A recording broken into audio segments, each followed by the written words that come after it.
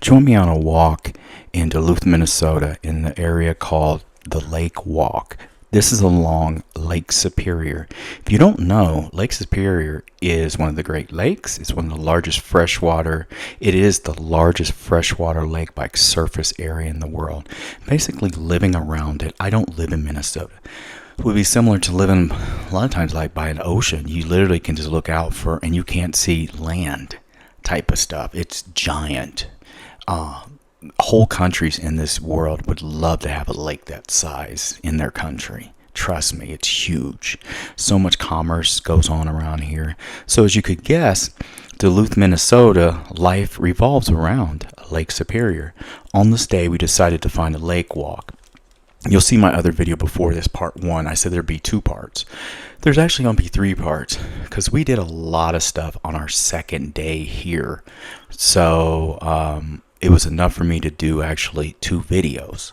So we went down to the lake walk, beautiful park, and on the day we went, to give you the time frame, this is June, but they were actually doing the No Kings protest on this day. I didn't pay attention to it. I'd kind of heard it in the news here and there. I'm too busy to be worried about all that. But then I saw everyone had their No King stuff, and they were getting ready to do their protest. So while we were walking around, you saw people walking with their banners and everything like that for getting ready for the protest. While we're on this, we get an alert on our phone letting us know that there's been an issue in Minneapolis. This is the same day that guy went out there and assassinated those government officials, elected officials in Minneapolis area. So while we're walking around, we start seeing people leaving. So they decided to cancel the No Kings protest in Minnesota because they didn't know. No one knew what was going on apparently. So they were wrapping it up almost as fast as they came out. So anyway, we're walking around. What do you notice on the lake walk? It's beautiful. It's clean. It's very walkable. Lots of people riding bikes. My wife said to me, we should ride our bikes. And I said, nah, I don't really want to ride my bike. It's kind of chilly. But once we got out here and we saw people riding their bikes, I was like, oh, I wish I brought my bike. And we had the bikes actually on the back. I had just repaired them from her having a blowout because apparently the bike carrier we had, the far back bike on it sits nearer to the muffler. It's just how the truck, the Sorrento we drove, the Kia Sorrento, is designed. So the muffler actually made the back tire on her bike blow. So we had to get a whole new tire and tube while we were in South Dakota in Sioux Falls. But I already had put it on. So we're walking around. We're doing the lake walk this day. We're enjoying ourselves. It is a blustery, chilly day. Not as chilly as the day before, but still chilly and windy along Lake Superior.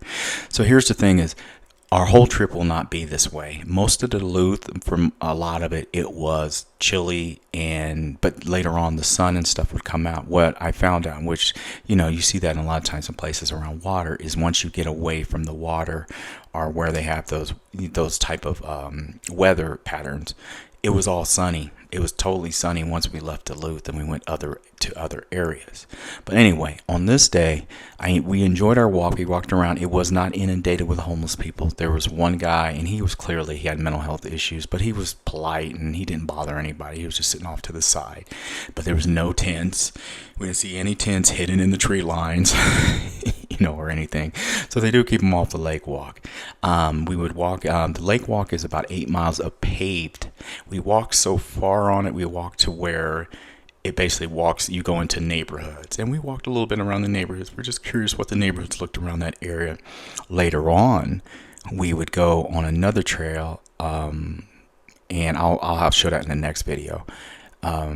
On another day, and it was sunny out, and it was beautiful, and we got to see some really cool neighborhoods in Duluth.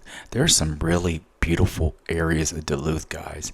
The downtown, like I said in the last one, I think they clear them out at certain times. I don't know. Maybe it's the time we got there. There was a lot of people that looked like addicts and stuff, walking around doing nothing, looking sketchy. But we got to those neighborhoods, beautiful neighborhoods. We drove all over Duluth, everyone. And I think it's pretty cool. Would I live here? No. Is it a great place for someone who wants a share, to have what do they call it? like a condo share or whatever, something like that? I say yeah, because I guarantee you the summers warm up and they're pretty beautiful. But I'm guessing their summers are really short here, and the winters can be kind of brutal. As you can see, there's Lake Superior. It's huge, guys. I was like, wow. I've been to the Great Lakes, but I haven't been to them since I was a kid. So when you get older, you start appreciating things. That's just water. No, this thing's huge, and so much commerce. Oh, what I didn't record while we were here, and I didn't get the tube and the tire in Sioux Falls. I actually got it. It was Wisconsin. We went over a long bridge. It reminded me of that bridge you take in Astoria. That you know, if you've been to Astoria, Oregon, it's the same type of bridge where you can drive over the water and stuff. And we ended up in Wisconsin and went to a Walmart in Wisconsin over there. And this, I can't think of the name of the city, but it was real cute too. And it's right, it was like, I don't know, 10 minutes away or something like that. And we went to the Walmart over there. What do you notice in the Midwest? I forgot about rust. Rust everywhere. So many rusty vehicles. And you're talking about old vehicles. Vehicles be a few years old and they have rust. Especially if people don't take care of them, like wash them off and get all that salt and stuff off. Also, plenty of bathrooms in this area. Like I said, it was super clean. Lots of people walking and talking. I notice people stare a little bit more here. I don't know what that's about. I really don't. But it wasn't like a stare like you need to stare back like what you looking at. But they're always smiling and stuff. But they would get a little bit of a stare going on sometimes. And at first it kind of made me kind of weird. Like, why are they staring like that? It's like you never seen, you know. But it was, as you walk around, you see different types of people here. And also there's colleges here in Duluth too. But I did notice that in certain areas people do kind of stare. Now, when we got to Minneapolis, it wasn't like that. But, you know, Minneapolis or any city is a city where there's lots of different people, but also there's lots of different cultures meshed that come in, move there, move out, you know, whatever. You know, but most of Minnesota has a huge influence of Scandinavian culture. Could it be part of that? I don't know.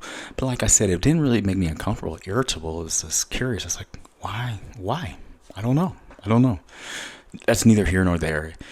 Like I said, if I say it's not a big deal, it's not a big deal because it wasn't a big deal to me and I was the one. So I don't know. So also my wife is from this area. Her family, her ancestors are from here. So speaking of that, what we'd end up doing when we finally did leave Duluth, we wanted to go up to Two Harbors and to a lighthouse she wanted to go check out. And in Two Harbors, her family, her ancestors, like related through her grandparents, they're like great whatever, you know. She's actually related to the people who own Sanju car dealerships, Sanju Two Harbors and all that. They're actually the same family, according to her mother. So her mother hadn't been back there in years, and her mother's like 80 years old. So my wife thought it'd be a kick to get a picture in front of the Sanju sign because they're related through grandparents and stuff like that. So anyway, that would be later on. Anyway, so we're just walking around. It's a cold day, but like I said, if you saw my first video, I was a little bit on the irritated side. But by my second day, I was warming up to it. We started seeing some amazing places. My last video that I will finally do is to show us. It might show a little bit of the Japanese garden, a lighthouse that they had, you know, different things we would see on our journey around here. And I realized Duluth is still an amazing place, but I also realize it's a place I would never live around year round. I just don't want to sit in the snow all the time. And I live in Colorado, but we get lots of time off. So I mean, sunlight here way more than anywhere else. But go check out Duluth. I like it. I'd come back here. Definitely in the summer, I'd come back. I really would.